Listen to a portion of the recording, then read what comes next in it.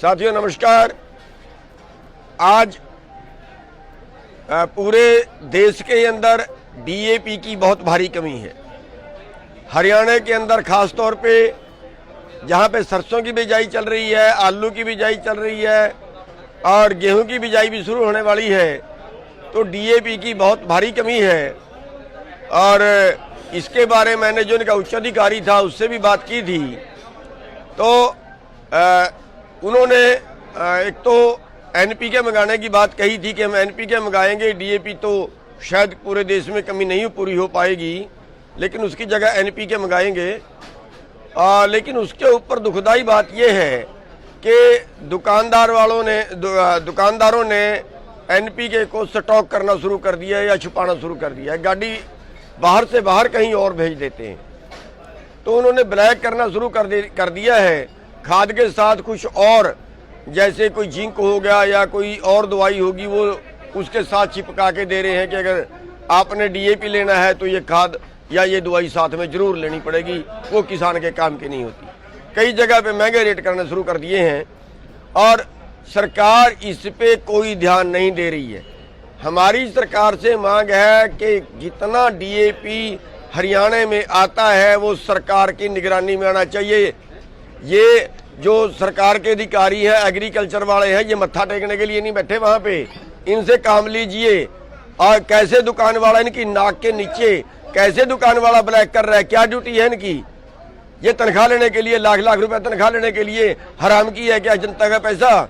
इनकी ड्यूटी लगाई सरकार। कहीं पे भी डीएपी में गड़बड़ नहीं होनी चाहिए। अगर कहीं पे डीएपी में गड़बड़ हुई तो सारे डीडीए ध्यान से सुन लें, सारे डीडीए ध्यान से सुन लें। हम ताला लगा के अंदर मूंद लें, कभी फिर कहीं बताया नहीं, वरना अपने अपने जिले में चौकस हो जाइए। कैसे ब्लैक हो रही है आपकी नाक के नीचे? कैसे क्या गुंडागर्दी है कि जबरदस्ती कोई हमें कुछ और माल लगा के बेचेगा? तो सभी डीडीए और सरकार वो ध्यान से सुन ले कि आज के बाद कहीं से शिकायत नहीं आनी चाहिए। और जिसकी शिकायत आ गई, जिसके डीडीए के पास जो किसान की शिकायत आ गई, उसके ऊपर कार्रवाई ना की तो हम अंदर मुंदे, कभी फिर कहीं बताया नहीं था। चौकस हो जाइए। इसकी बात के ऊपर गदर फंड बचा दिया किसानों को लुटवाने का। साथियों नमस्कार। आज पूरे देश के अंदर डीएपी की बहुत भारी कमी है।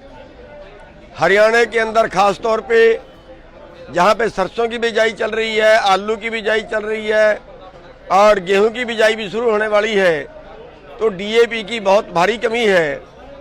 और इसके बारे में मैंने जो इनका उच्च अधिकारी था उससे भी बात की थी, तो उन्होंने एक तो एनपीके मंगाने की बात कही थी कि हम एनपीके मंगाएंगे, डीएपी तो शायद पूरे देश में कमी नहीं पूरी हो पाएगी, लेकिन उसकी जगह एनपीके मंगाएंगे।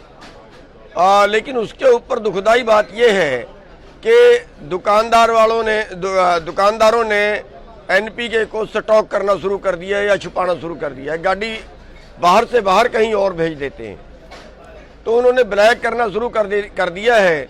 खाद के साथ कुछ और, जैसे कोई जिंक हो गया या कोई और दवाई होगी, वो उसके साथ चिपका के दे रहे हैं कि अगर आपने डीएपी लेना है तो ये खाद या ये दवाई साथ में जरूर लेनी पड़ेगी, वो किसान के काम की नहीं होती। कई जगह पे महंगे रेट करने शुरू कर दिए हैं और सरकार इस पे कोई ध्यान नहीं दे रही है। हमारी सरकार से मांग है कि जितना डीएपी हरियाणा में आता है वो सरकार की निगरानी में आना चाहिए।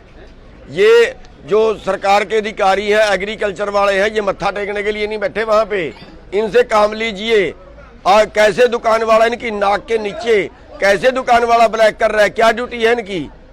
ये तनख्वाह लेने के लिए, लाख लाख रुपए तनख्वाह लेने के लिए हराम की है क्या जनता का पैसा? इनकी ड्यूटी लगाई सरकार।